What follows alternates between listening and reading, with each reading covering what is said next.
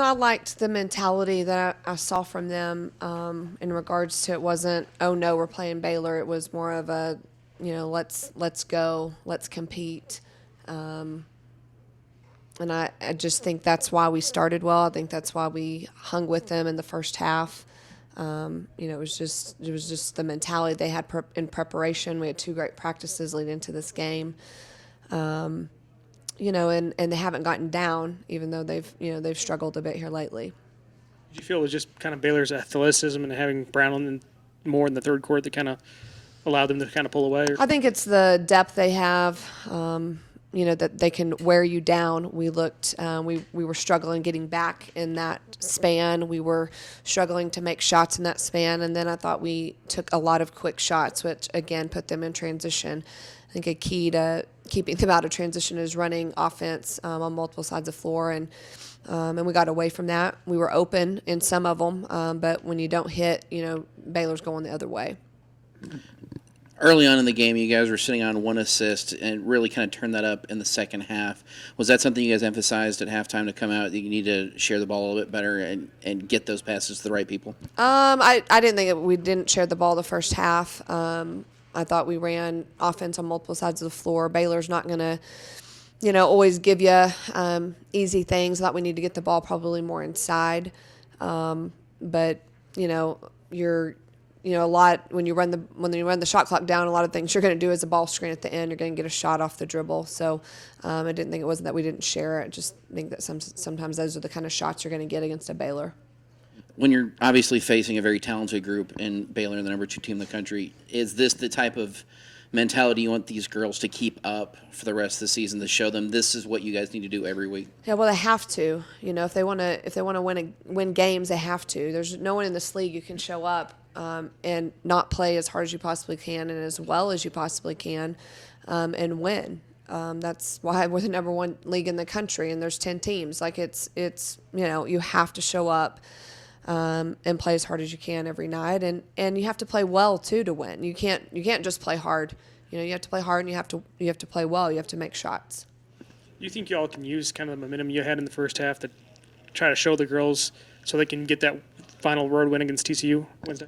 Yeah, I think when I went into the locker room, it was do you feel the difference? Because you were different than you've been the last couple games, and most of them shook their head yes. A couple of them didn't. So it's we watch film every game, and and we'll show them great plays, and I thought they followed scout well, and all those details are important in trying to put a game together to get a win.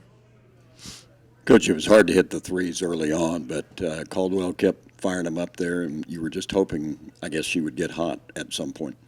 Yeah, she had a couple, I thought, just rim in and out, and then, I thought she took good shots. They didn't pick her up in transition, and Say can make that. She can make dribble up threes as well as anyone. In shooting workouts, she's shooting over 80%, from the arc. So she just got to stay the course, and she's hit a little bit of a dry spell here, but she has the ability, and she's put in the work, and she'll make shots, and and Lair the same. She had some open looks that we think are going to go.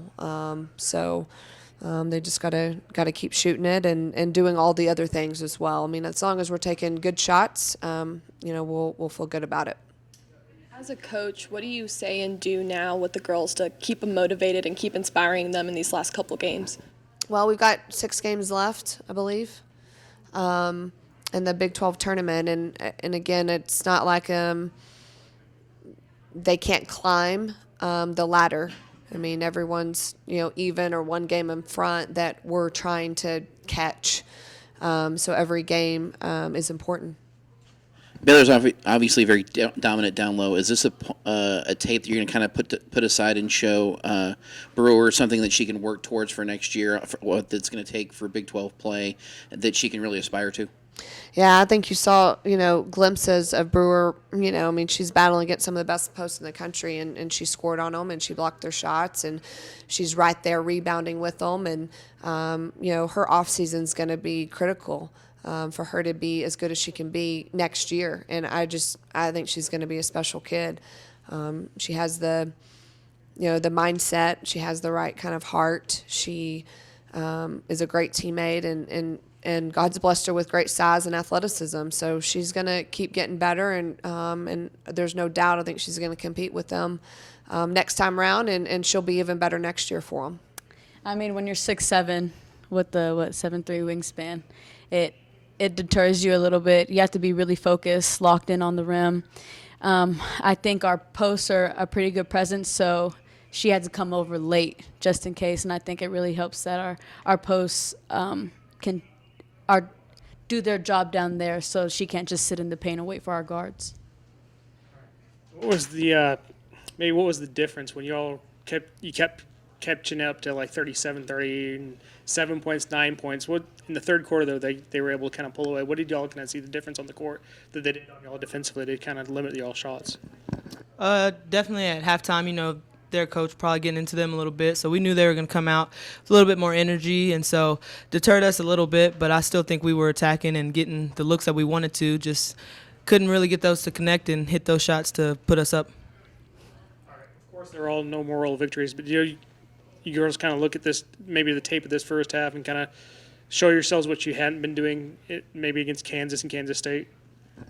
For sure. When it comes to energy and unity, I think we were two different teams from when we saw from Kansas coming into Baylor. I think we're two completely different teams, and we're going to carry that to the rest of the 5 teams that we have to play. What's the difference? I think our energy, for one. I think you go on film and we're on a stance as soon as the possession starts all the way till the possession ends. We all boxed out when we really don't see that in other games. I think we had a different amount of focus. And just together with our unity, our huddles were night and day. Someone fell down and we went to go pick them up, just a little stuff, which makes a team. We actually did tonight. Can you guys describe the chemistry of the team a little bit with all the adversity you guys have faced in the last couple games? Yeah, I think definitely our chemistry has gotten a lot better, like Rasay was saying, from that Kansas and Kansas State game. Something that we focused on in the last few practices, and I think it carried over. So us just playing together, we knew that we were going to have to get to multiple sides. We can't let people really deter us and defend us from one-on-one basketball, and we did that tonight.